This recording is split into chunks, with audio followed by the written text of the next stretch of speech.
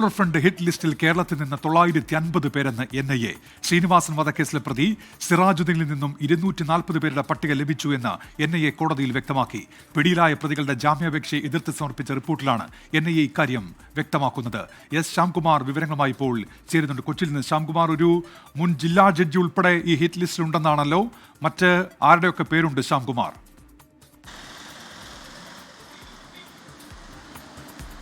ഉന്മേഷ, ഈ ലിസ്റ്റിലുള്ള 950 പേരുടെ വിവരങ്ങളടങ്ങിയ രേഖകളാണ് കോടതിയിൽ NIA ഇന്നലെ സമർപ്പിച്ചത്. ശ്രീനിവാസൻ വധക്കേസിലെ 4 പ്രതികൾ ജാമ്യാപേക്ഷ സമർപ്പിച്ചപ്പോൾ ആ ജാമ്യത്തെ എതിർത്തുകൊണ്ടായിരുന്നു NIA എന്തുകൊണ്ട് ഇവർക്ക് ജാമ്യം നൽകരുത് എന്ന് കാട്ടിക്കൊണ്ട് കോടതിയിൽ ഈ രേഖ സമർപ്പിച്ചത്. അതിൽ ഏറ്റവും പ്രധാനപ്പെട്ട കാര്യം, ഈ കേസിലെ മുഖ്യ പ്രതികളിലൊരാളായ സിറാജുദ്ദീനിൽ നിന്ന് 240 പേരുടെ പട്ടികയാണ് പിടിച്ചെടുത്തത്. പെരിയാർ വാലിയിലുള്ള പീസ് വാലിയിൽ അവരുടെ ഓഫീസിൽ നിന്ന് 232 പേരുടെ പട്ടികയും മറ്റൊരു 5 പേരുടെ പട്ടിക, അതാണ് ഹിറ്റ് ലിസ്റ്റായിട്ട് NIA കണക്കാക്കുന്നത്. അതിലാണ് ഒരു മുൻ ജില്ലാ ജഡ്ജിയുടെ പേരുൾപ്പെടെ ഉണ്ടായിരുന്നത്. ഈ പെരിയാർ വാലിയിൽ നിന്ന് മറ്റൊരു 232 പേരുടെ പട്ടിക കൂടി പിടികൂടിയിട്ടുണ്ടായിരുന്നു. ഏതായാലും ഈ ലിസ്റ്റ് കോടതിയിൽ ഹാജരാക്കിയതിന് പിന്നാലെയാണ് ഇതിൽ പ്രതികൾക്ക് ജാമ്യം അനുവദിക്കാത്തൊരു നിലപാട് കോടതിയും സ്വീകരിച്ചിരിക്കുന്നത്. മുഹമ്മദ് ബിലാൽ, റിയാസുദ്ദീൻ, അൻസാർ KP, സഹീർ എന്നിവരുടെ ജാമ്യാപേക്ഷ എതിർത്തുകൊണ്ടാണ് NIA കോടതിയിൽ കേരളത്തിൽ പോപ്പുലർ ഫ്രണ്ട് 950 പേരെ ലക്ഷ്യം വെക്കുന്നു. അതിൽ പ്രധാനപ്പെട്ട 5 പേരിൽ ഒരാൾ മുൻ ജില്ലാ ജഡ്ജിയാണ് എന്നുള്ള ഞെട്ടിക്കുന്ന വിവരം NIA പങ്കുവച്ചിരിക്കുന്നത്.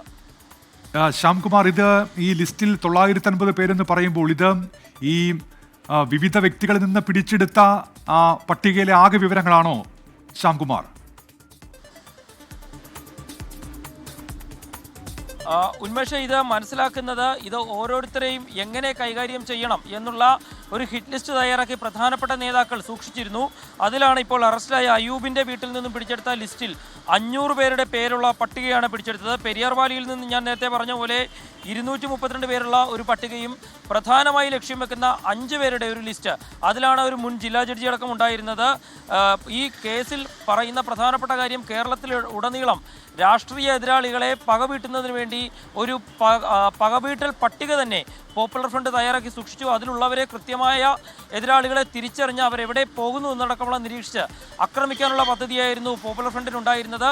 ഇതിനുവേണ്ടി തയ്യാറാക്കിയ പട്ടികയാണ് NIA വിവിധ പരിശോധനകളിലൂടെ പിടിച്ചെടുക്കുകയും ഒടുവിൽ പ്രതികളുടെ ജാമ്യാപേക്ഷ എതിർത്തുകൊണ്ട് കോടതിയിൽ ഇത്ര പേരെ പോപ്പുലർ ഫ്രണ്ട് ലക്ഷ്യം വെച്ചിരുന്നുവെന്ന് NIA കോടതിയെ അറിയിക്കുകയും ചെയ്തിരിക്കുന്നത്.